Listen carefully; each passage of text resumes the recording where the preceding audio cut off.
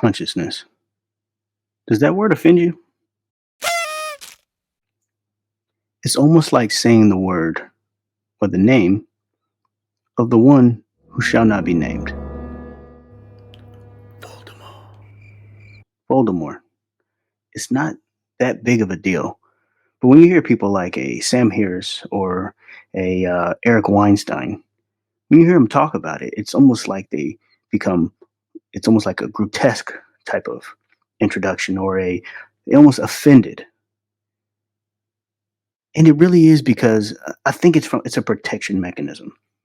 Let me dismiss consciousness, but then go on to explain what it's like to be human, the human experience in and of itself, at the very essence.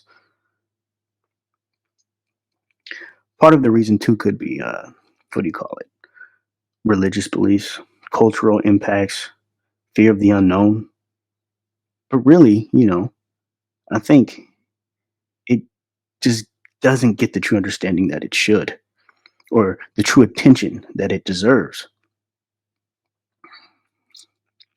I can't explain this, so let me run from it, but I'm going to dismiss it as fluff and something that's not worth my time. I get it, people do waste their entire careers on this thing, but look at physicists, look at string theory. It happens. But in order to stand on the shoulders of giants, this is pretty much the route you have to take. So, what is it? Why even talk about it? Merriam Websterly speaking, consciousness is your awareness of your surroundings, your thoughts, your very being. But if you were to actually feel what's going on, it's like, how do you even really start to describe those kinds of things? Or even describe how they arise mechanistically. There is no one thing that probably gives rise to consciousness. That's why there's a new hot topic within consciousness. It's called emergence theory. It's the process by which we see high-scale features start to emerge from lower level tiers, lower level functions that work together to give rise to these higher levels. Something similar would be a nation and looking at the people in their interactions in order to give rise to what a nation actually is. Another way would be a supercomputer. You have to fundamentally look at the quantum mechanics going underneath, or even just, if you want to go a little higher, the atoms, you don't have to go down to the quantum level, but the atoms that interact, they ultimately give the functionality that the supercomputer produces. This is the same way in which consciousness could be arising from within the human body. It's these fundamental small processes. And it sounds easier said, right? This is why we're making this video in the first place. It's because it's not that easy. And one of the ways to actually even understand or study these things would likely be to delve into some of the philosophy of it. People like to say they're separate, but they're very much intertwined, and you need them. And the philosophy of mind is something that can really shed light on what it is to be conscious. If you don't do these exercises, who knows where you really end up? You need to see the pitfalls, which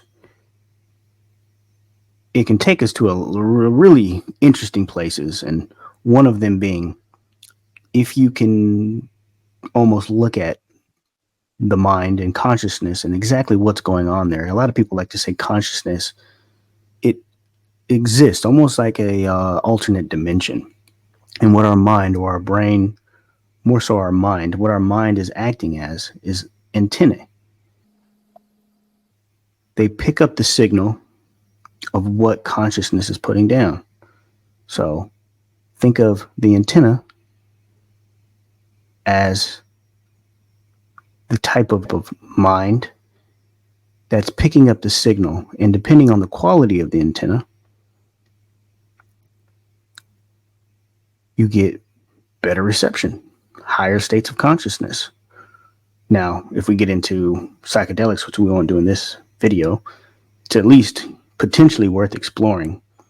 because we see some really interesting things within fMRI machines of what's really going on. And you hear, when you listen to people, you can hear them explain it. Like when doing psychedelics, your brain goes from acting like these mountains, peaks, troughs, valleys, to everything being flattened out like a two-dimensional map. But you still exist within this realm of 3 dimensions. And if not more, you get even more space to maneuver and maneuver. Move and maneuver. So, continue to tune in. We're going to continue to unravel these ideas. I appreciate you sticking along with me for the journey. And if you do like this content, go ahead and like and subscribe. And hate asking for that, but you know you have to, especially it being my first video. It's going to be probably terrible looking back on this, but guess what? We're going to keep it in and just keep going with it. I'll be back here, try to be here consistently, but I think these are some really interesting things we can get along with. Thank you.